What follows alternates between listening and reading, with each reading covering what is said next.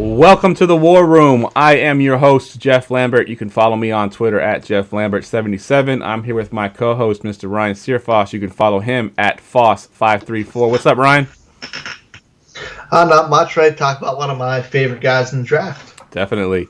As always, guys, the War Room is brought to you by the Dynasty Trade Calculator. Stop guessing and start calculating. Get the Dynasty Trade Calculator for only $15 a year by visiting goingfor2.com/DTC. Tonight, as always, we are breaking down one Dynasty prospect, and we will do so in 10 minutes or less. Tonight's player is wide receiver Ja'Marr Chase from LSU, 6 foot, 208 pounds. Strengths and weaknesses. All right, Ryan, let's go with strengths and weaknesses. What you got? When you look at Ja'Marr Chase, you're looking at one of the most complete wide receivers coming out of this draft, probably one of the most well-rounded. He took the year off, so I feel like the world's forgotten about him. When in 2019 he won the Blitnikoff, won the national championship. He had 1,780 yards and 20 touchdowns. Like, he was an absolute force. He took over the national championship game. He had 3 touchdowns in that. He's an absolute freak. He has deep ball ability. He beats guys vertically at the same level that you'll see DK Metcalf do it now. Like, he can just run by the guys, kind of slow them down. But the nice thing is, with that deep ability, it's not even close to the tip of the iceberg with him. He can win short and intermediate routes. He bullies corners at the press coverage. He sheds them so well and gets off the line quickly. He's a legit wide receiver one. He wins at the catch point. He can win jump ball situations. He's phenomenal at all aspects like that. I think he has pure wide receiver one potential, or he's going to be a team's lead receiver right away. Weakness-wise, there's not a lot. I mean, we saw him in an offense that was almost perfect. We never saw him struggle when he was in the league. If you're afraid of rust, I guess that's fine this year, but he's an instant impact fantasy player like we saw the stars this year. Off and on, there's very few drops in between. I wouldn't mind seeing him bulk up a little bit, but I don't have many issues.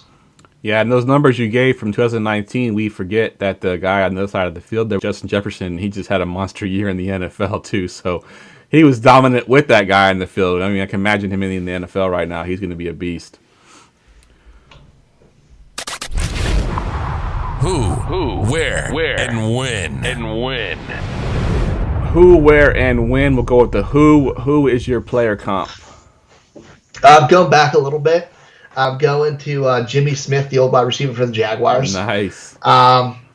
He had that nice size. He had really good play strength. He was able to win in multiple ways. He was the team's legit wide receiver one, and he did that and produced well in offenses with Mark Brunell. Like, he wasn't matched with a great quarterback, but still had really good fantasy value.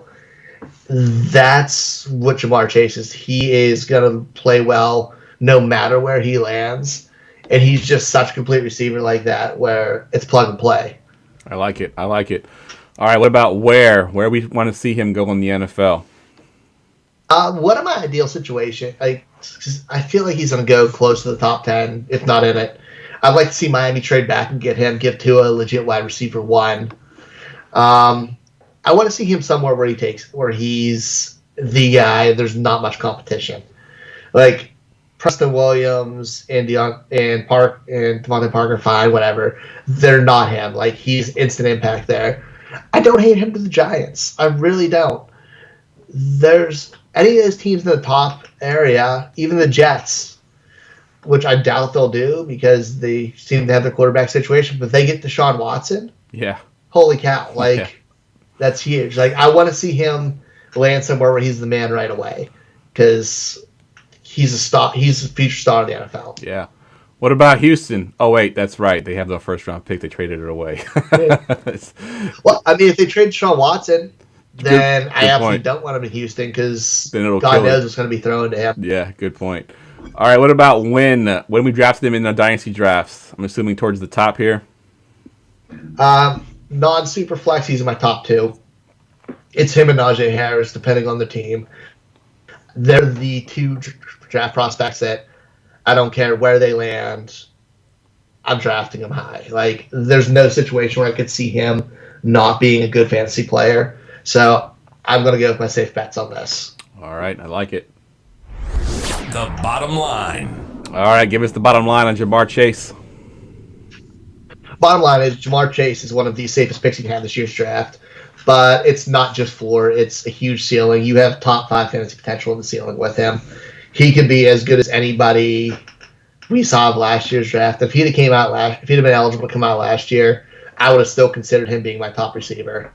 Like, he's that good of a player, and we saw him outshine Justin Jefferson, who was a star this year. Yep. Like, this kid is a complete receiver and pure alpha. Like, if I'm creating a receiver right now, it's going to be similar skill set to his. I love it. I love it. Yeah, I have him in my top 2 as well. All right, guys, that wraps up tonight's War Room show. It's Ja'Marr Chase.